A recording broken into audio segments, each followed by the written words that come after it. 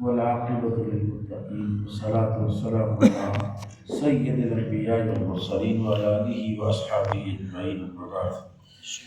أعوذ بالله من الشيطان الرجيم. بسم الله الرحمن الرحيم.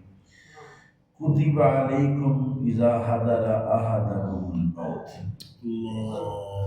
إن ترك خيرا الوصية للوالدين والأقربين بالمعروف حقا على المتقين فمن بدله بعد ما سمعه فإنما اسمه على الذين يبدلونه إن الله سميع عليم. فمن خاف من موص جنفا أو إثما فأصلح بينهم فلا إثم عليه إن الله غفور رحيم. صدق الله مولانا العظيم. درود پاک پر الصلاة والسلام عليك يا رسول الله وعلى آلك وصحبك يا سيدي يا رسول الله. الصلاة والسلام عليك يا رسول الله وعلى آلك وصحبك يا رسول الله. الصلاة والسلام عليك يا سيدي يا نور الله وعلى آلك وصحبك يا رحمة للعالمين. قرآن عزیز کی 3 آیات کی میں نے تلاوت کی ہے. ہر حرف کے بدلے 10 نیکیاں. سبحان اللہ. اور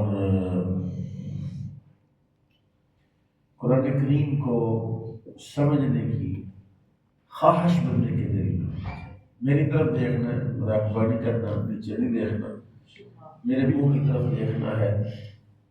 بڑے فائدے ہوں گے کیونکہ ایک تو میں علماء کا خادم طالب علم ہوں، تو عالم کے چہرے کی طرف دیکھنا عبادت ہے.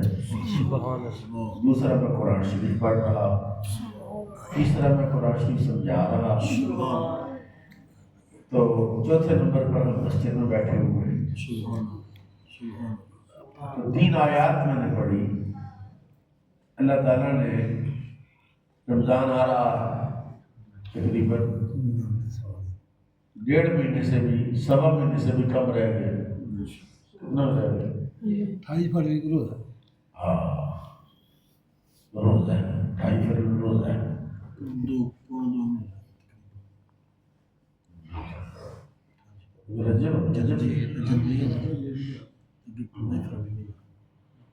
تو رمضان آ رہا. کتب علیکم الصیام، تم پر روزے فرض کیے.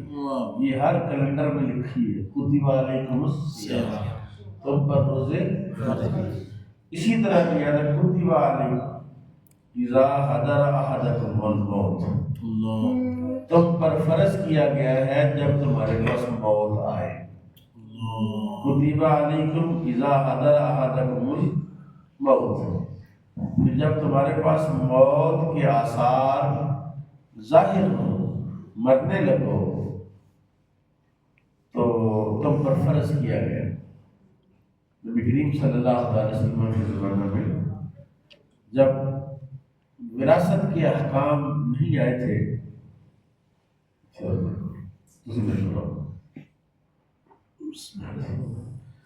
کتب علیکم اذا حضر احدکم الموت ان ترک خیرا، ان ترک خیرا. خیرا کا معنی ہوتا ہے، خیر کا معنی ہوتا ہے پیسہ. خیر کا معنی کیا ہے؟ پیسہ، دولت، مال. ان ترک خیرا، اگر مال چھوڑے، یعنی وہ بندہ جس کے پاس مال ہے، دولت ہے، پیسہ ہے، تھوڑا یا زیادہ، اس پر فرض ہے کہ وہ مرنے سے پہلے وصیت لکھ کر مرے کہ میرے باپ کو دیا جائے، میرے بیٹے کو دیا جائے، میری بیٹی کو دیا جائے، میری ماں کو.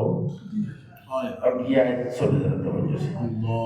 فرمایا للوالدین والاقربین بالمعروف، کسی کا حصہ نہ مارے کہ میرے بھائی کو نہ دینا، میرے بیٹے کو نہ دینا، میرے فلاں بیٹے کو نہ دینا، میری اماں کو نہ دینا، میرے ابے کو نہ دینا. فرمایا حقا علی المتقین، یہ متقین پر حق ہے، متقین پر حق ہے کہ مرنے سے پہلے وصیت لکھ کر مرے فرض ہے۔ فرض کیا ہے؟ کتب علیکم الصیام، تو آپ کو یاد ہی ہے، کتب علیکم اذا حضر احدکم الموت، جب تم پر موت آنے لگے، تمہیں موت کے آثار نظر آنے لگے، کچھ حالات ذہن ساتھ دے رہا تو یہ وصیت لکھ کر مرو، بغیر وصیت لکھ کے مرنا جائز ہی نہیں تھا۔ بغیر وصیت کے لکھ کر جس بندے کو روڈ پر جاتا، آج کل کیا کراتے ہیں؟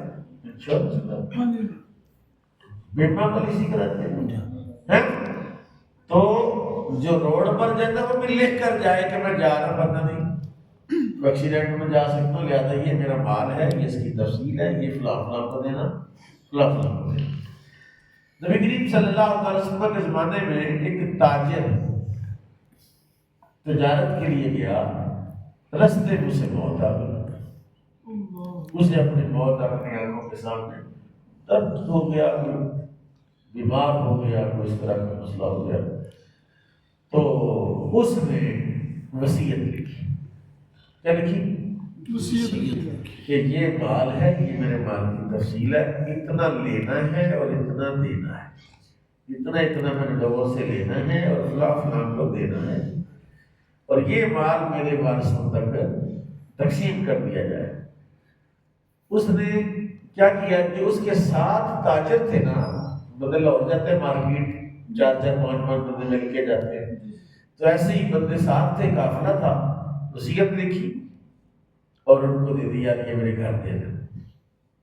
بندہ ذرا سیانا تھا اپنی طرف، اس نے ایک لسٹ بنائی اپنے سامان تجارت کی، اس وقت میرے پاس اتنی نقدی ہے، میرے پاس فلاں فلاں اجناس ہے، کھجور ہے، چھوہارا ہے، کشمش ہے، میرے پاس جو ہے انجیر ہے، میرے پاس اتنا ہے۔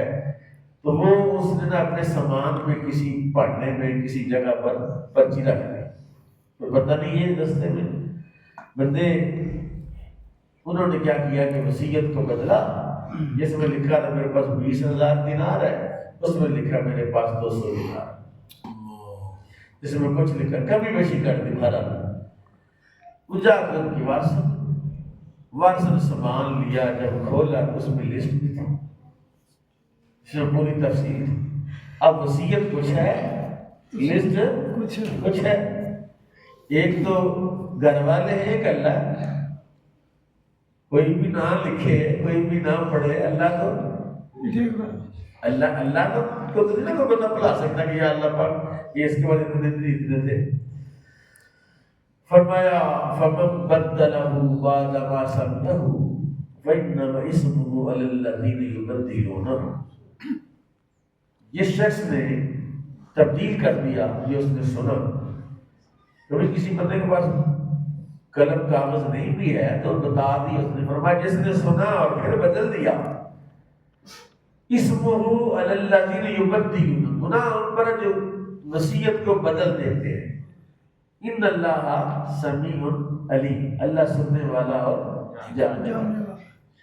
فمن خاف من موص جنف، جسے خوف ہو وصیت میں خیانت کا، اور اسمن، یا اس کو کوئی گناہ کا خدشہ ہو کہ یہ بندے بڑے خراب ہیں، یہ تو کھا جاتے ہیں سارا بیڑا ہی، تو فاصلہ بینہم فلا اثم علیہ، تو کوئی ان کے درمیان گواہ بنا دے، کوئی اصلاح کمیٹی بنا دے تاکہ فلا اثم علیہ، اس پر کوئی گناہ، ان اللہ غفور الرحیم۔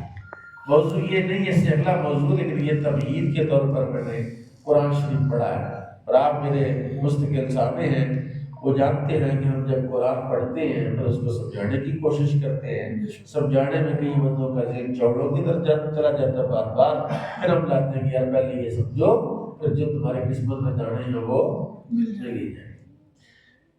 فرمایا کوئی بندہ فوت ہونے سے پہلے، مرنے سے پہلے جو اس نے کمایا، اور ہر ایک کماتا ہے، ہر ایک اس کے پاس وراثت ہوتی ہے، اس کا ترکہ ہوتا ہے، فرمایا جب تم میں سے کوئی بندہ مر جائے، فوت ہو جائے، وصال فرما جائے، وفات پا جائے، تو سب سے پہلے جو مجلس قائم کرنی ہے وہ وراثت کی تقسیم کی مجلس قائم کرنی ہے۔ قرآن کہہ رہا ہے وَإِذَا حَضَرَ الْقِسْمَةَ أُولُو الْقُرْبَى وَالْيَتَامَى وَالْمَسَاكِينَ فَارْزُقُوهُم مِّنْهُ وَقُولُوا لَهُمْ قَوْلًا مَّعْرُوفًا۔ آپ یہاں بیٹھے ہوئے مسجد میں، بڑی مجلس ہے، بڑی اللہ کا گھر ہے، آپ نے کبھی اعلان سنا مسجد میں یا رشتہ داروں میں کہ جناب بابا جی فوت ہو گئے ہیں، پرسوں بابا جی کی وراثت تقسیم کی جائے گی؟ سنی کبھی مجلس؟ جنازے پر اعلان ہوتا ہے کہ کل کو لانا ختم تو اتوار کو انشاءاللہ 10ویں کا ختم۔ اور ظالم کل فرض نہیں، 10واں فرض نہیں، فرض تو وہ وراثت ہے جو وہ چھوڑ کے گیا ہے۔ سب سے پہلے جو کام کرنا ہے اس بندے کی وراثت تقسیم کرنی ہے، یہ حکم اللہ کا ہے۔